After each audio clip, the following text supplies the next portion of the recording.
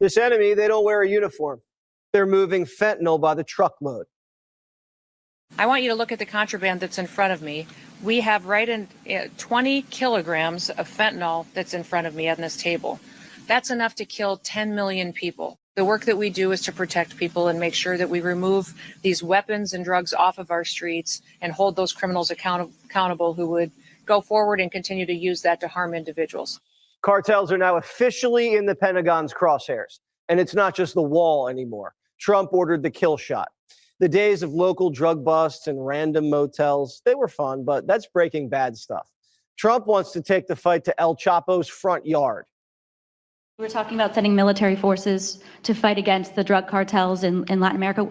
Do you think it's worth sending our forces, our U.S. forces there to take this on? Cartels where? Central Latin America. Well, Latin America's got a lot of cartels. They've got a lot of drugs flowing. So, we want to protect our country. We have to protect our country. We haven't been doing it for 4 years. And we love this country like they love their countries. We have to protect our country. So, we're playing a tough game.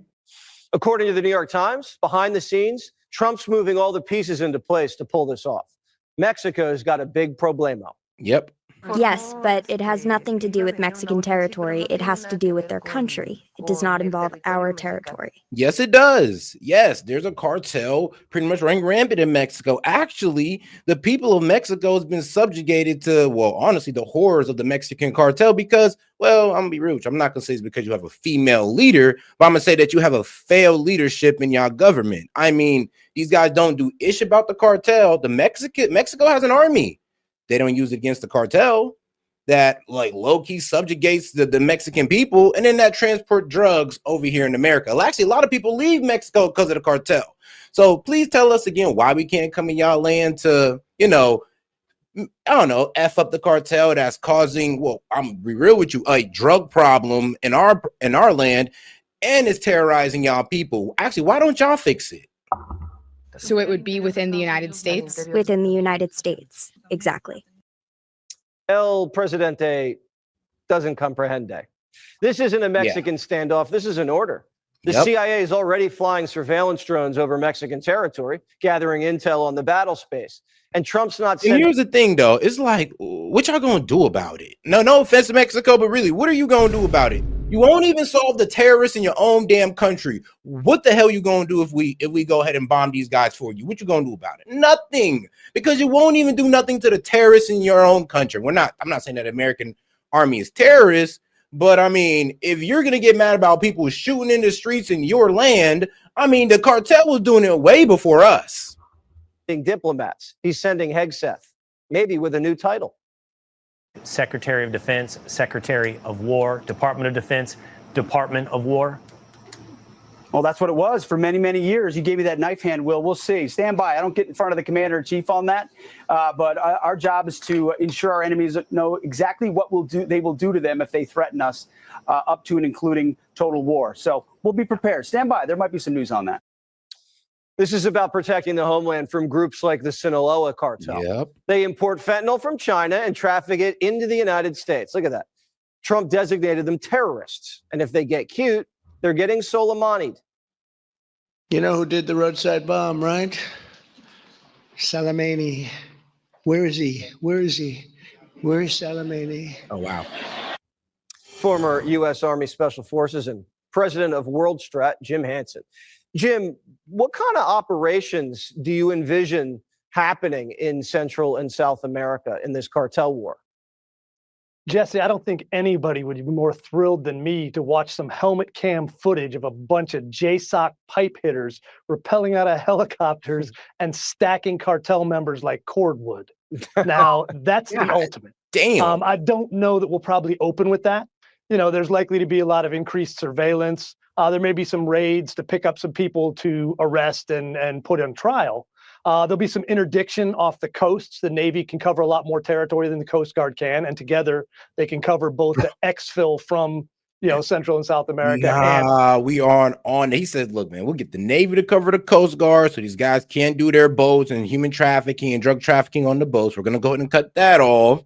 We're going to go ahead and might have to get on Mexican land. And I mean, look, the Mexican president saying, no, they're not going to cop on land. I'm like, oh, no, we are, because we know you're not going to take care of it. And because you're not taking care of the problem in your homeland, it's spilling out into ours. So we don't care what the Mexican government thinks anymore. The infill to us. So there's a lot of things to start with, but this is a tremendous step they're taking. All right. So they could seize some guys off the field and bring them here and put them on trial. Could they also just drone strike these cartel bad guys right in their backyard? That's a lawyer question, but I'm going to give you the common sense answer. If their cartels are killing people in the United States and the MS-13 and Trinidad gangs are, why can't we kill their leaders just the same way President Trump pointed out we took care of Soleimani? I mean, for real, fair is fair. They're literally killing people and putting people on drugs in the United States. Now, of course, there are people in the United States that buy these drugs, but what are you saying? That, oh, well, there's a demand, so we should just let them flood with fentanyl? No, you idiot. We're going to go down there, kick their ass, liberate Mexico and the United States. And you know what? Then we're going to deport all the Mexicans to Mexico. Well, all the illegal ones. And at least they got somewhere safe to return to. Because a lot of the reasons these people flee is because of the cartel. So y'all should be cheering us on, Mexico and liberals. But I see that y'all just love to hate. That would be an imminent threat, right? I mean, if these guys are cooking. Oh, and shout out to my man Adam Rogers. Hey, long time no see, my friend. Just imagine if radical Islam was in Latin America. Woo! I mean, I'll tell you this, though. The cartel wouldn't really be that much of a problem. Up all this fentanyl and sending it into the cities, and people are acting like zombies and keeling over. That's an imminent threat to the life and well-being of the American citizenry. Absolutely. And I think the rationale we use for other terrorists the cartel stacked the body of Mexican people, Mexican politicians. I mean, you know how much mayors have been assassinated just for speaking out against the cartel? Like, all they got to do is say, you know what, I don't even like these guys. We're going to try to stop them, and boom, you're dead. Clapped in front of the people. They shot the man in front of the people when you actually go look at the footage. But yes, they shot a Mexican mayor in front of the people just to send a message. The Mexican government cannot handle these people. We have to now. Killed through multiple administrations. Barack Obama still, I think, holds the record for the number of people killed overseas by drone strikes, including one U.S. citizen. So I think President Trump deciding that these guys who are definitely killing Americans with drugs, torturing and running people with human trafficking and child trafficking, those are things that I think all of America can look at and say, we don't need to allow that. And anything we do to them is probably justified at this point. Yeah. Now, the Mexican president, she's played nice so far on trade, but it's a big no bueno, she says, if we start launching direct action into her territory. It's not even really her territory. I guess technically it is, but the cartels control almost that entire country. What does that do to Mexico? It's like, I would literally look her in her face and be like, yo, I mean, look, your people are subjugated to the violence of the cartel. You can't stop them. You can't even put the brakes on these guys and decrease the violence of them. We can no longer trust you guys. We're no longer even hearing you guys out at this point. At this point, you guys are acting like the cartel is stronger than the Mexican army. And I got a question. Are they? Because I don't know, honestly, but the way these guys are pussyfooting about it, it looks like it. Yeah, I mean, that is not her decision. You know, she's the one who runs a country that allows that to happen. So if she wants to go ahead and try and tell President Trump, we can't do that, we're going to do what we need to, and she's going to go ahead and face the consequences. That's something they've allowed for far too long. All right. Well, it looks like that time's up. Jim Hansen, good to talk to you. Chief National Security Correspondent Jennifer Griffin has the story from the Pentagon this evening. All right. The U.S. military is building the largest federal deportation detention center in America's history. The construction of Camp East Montana at Fort Bliss in El Paso, Texas, began mid-July in response to a request from Homeland Security.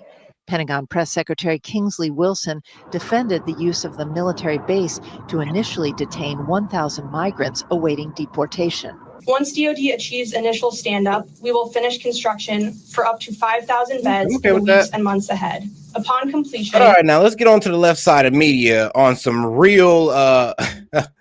Now, look, guys, apparently the Dems are complaining about Trump's revenge. The revenge presidency is what they're calling it.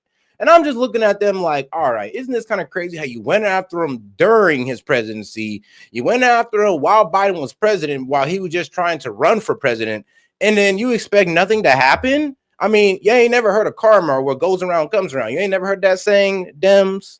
Well, let's get right into it as this guy fearmongers on it completely. And I'm like, look, if Trump does do it, I do disagree. But then again, what do you guys expect? You went after this man full force, and now you're crying that he might do it to you guys?